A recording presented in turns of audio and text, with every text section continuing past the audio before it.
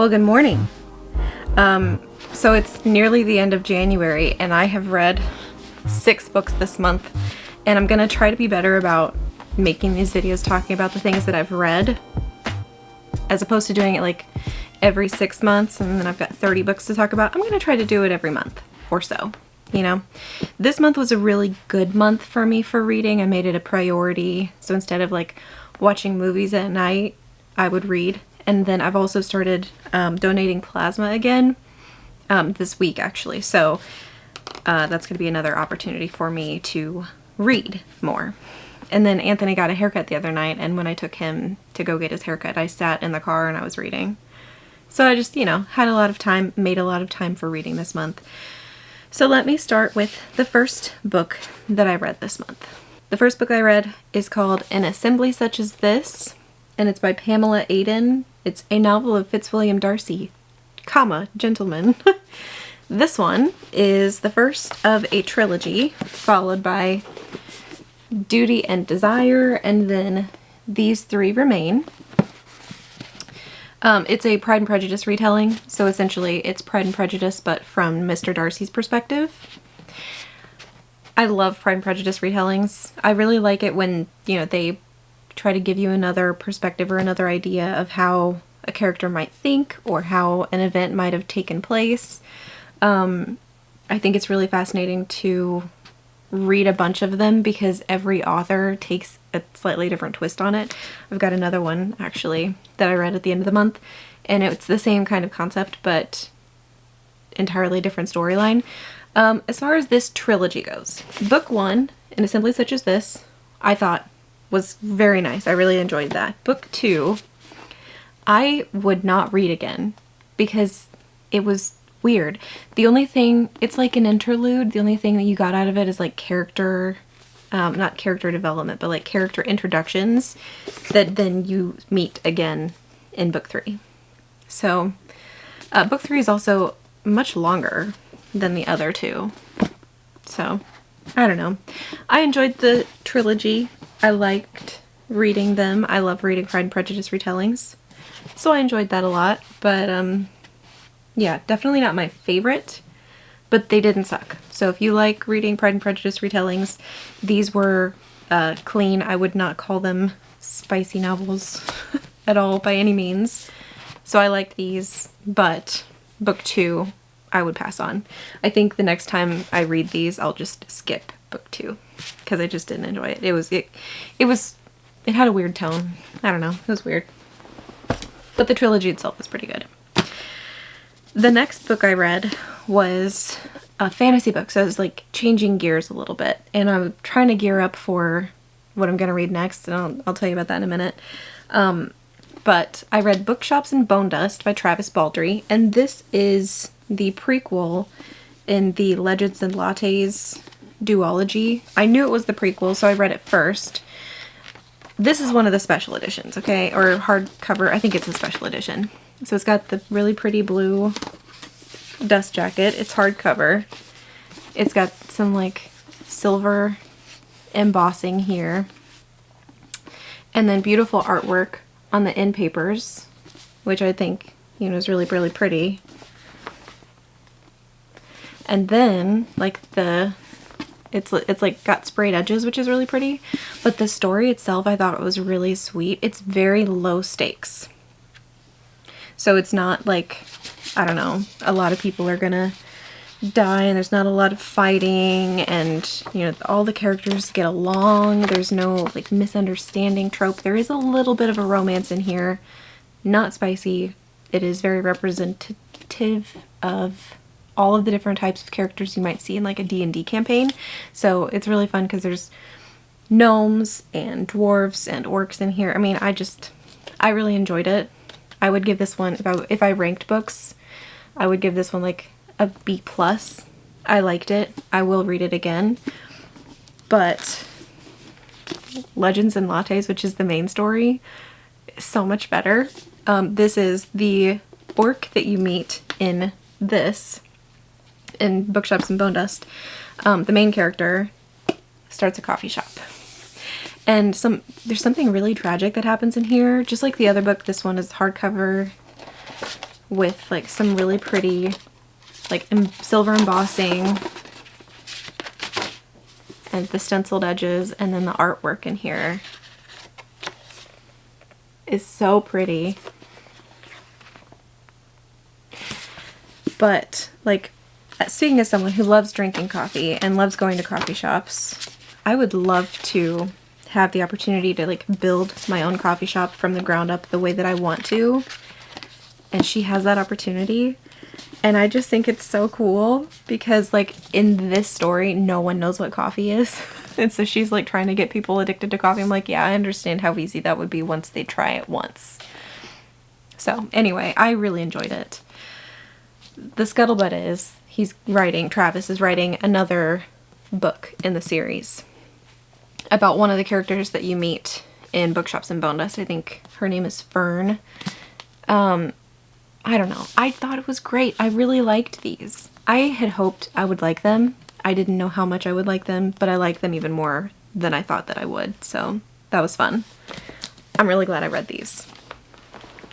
And I'm really glad I own them because I feel like they're books that I would reread once I get through a bunch of the books in my library that I've not read yet, because that's my mission this year. So I won't reread them this year, maybe next year, because I really did enjoy them. The last book that I read this month, I just finished this like yesterday. It's called The Confession of Fitzwilliam Darcy by Mary Street.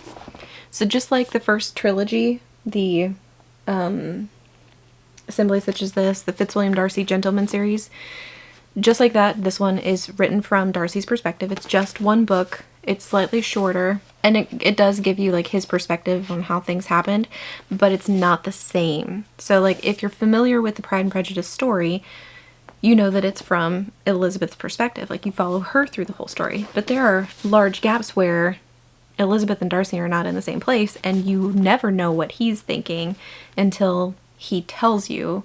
And he's a very shy guy, and he doesn't really tell you what he's thinking very frequently. So I think books like this fascinate me because it's like, how does this author think it happened?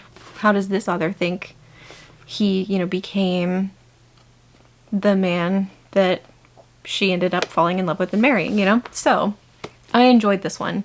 There were parts in it where I was like, ooh, he is a deliciously like arrogant fool, and you can't help but loathe him as much as she does, the way the author wrote him in here, because you can just tell he has no idea how arrogant he is, but that makes the humbling of him and then like his change that much better. I will say this book moves a lot faster than the trilogy that I read before. And I guess I would say the humbling mostly takes place in These Three Remain. And he does a much better job, or I guess maybe the author does a much better job of like kind of drawing it out, making it feel like he worked for it.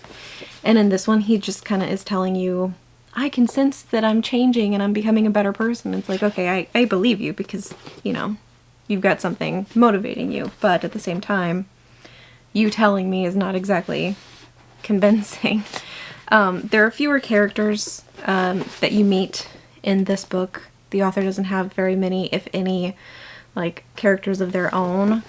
But this book series has a lot of unique characters that the author takes creative liberties with. They're not Jane's characters. They are Pamela Aidan's characters. So I did like that. But I enjoyed this one too. And this is, very similar theme. I always get in the mood for Pride and Prejudice around February. So I enjoyed this. But those are the books that I read in January. And I think 6 books in 1 month is really not bad considering all of the stuff that I'm doing. I got a promotion, I'm going to school, donating plasma, I'm doing a running program, I've got this YouTube channel. I just feel like, how much more can I pile on my plate? And I don't need any more, but it's fine. So now I'm kind of contemplating what I'm going to read next. And I've gone back and forth on a couple of things. I've actually got the first book in the Three Dark Crowns series downstairs on my desk. I came up and I got it yesterday when I finished The Confession of Fitzwilliam Darcy. But now that I've got it downstairs, I'm like, am I just putting off the inevitable? Because I've read the Legends and Lattes with the idea that a fantasy book would get me in the mood for the Wheel of Time. And so, should I just start it? Because it is 13, 14, 15 books. There's a bunch of books in this series. So I really would like to read this year, or at least get started on it this year. Somehow this book is just like, at this moment in time, very overwhelming for me, but there's maps in it. So I'm trying to decide what I'm going to read next. And maybe what I'll do is I'll read like I don't even have a fantasy book, like a standalone fantasy book. Because I was like, maybe I'll just read a standalone fantasy that I haven't read. But I've pulled out some of the books that I talked about in my I Want to Read These This Year video. And most of them are like historical fiction standalones or fantasy series. Because like this, I think, is 3 or 4 books. I think it's 4 books, and I don't own the 4th one. And then The Red Queen is 5 books. But I've already read this one, the 2nd one, and then half of the 3rd one, but I got stuck on the 3rd one. And I kind of feel like if I was going to read it, I would just reread book 1 and 2, because it's been so long. Or maybe I would just start with book 3 and try to finish the series. But I don't know that I'm in the mood for this either. I don't know. I've been watching, like, you know those I don't know if you've seen them. They're like cartoon retellings of books, and it's like where people will make a YouTube video talking about a popular book talk book, you know, like Court of Thorns and Roses or Powerless or, you know, Iron Flame or whatever. And so they're kind of making fun of the book and just very, very simplifying the plot. And then like they've got little animated characters on the screen. So I watched one of those for Red Queen, and it made me want to reread the book, just because I'm like, if I can think about this in a ironic way, maybe I can get through it. But book 3, it's called King's Cage, and it was really difficult for me to get through, hence why I did not finish reading it. But should I just start this? I don't know. And I don't know. I don't want to start something and then not finish it, so I'm stuck.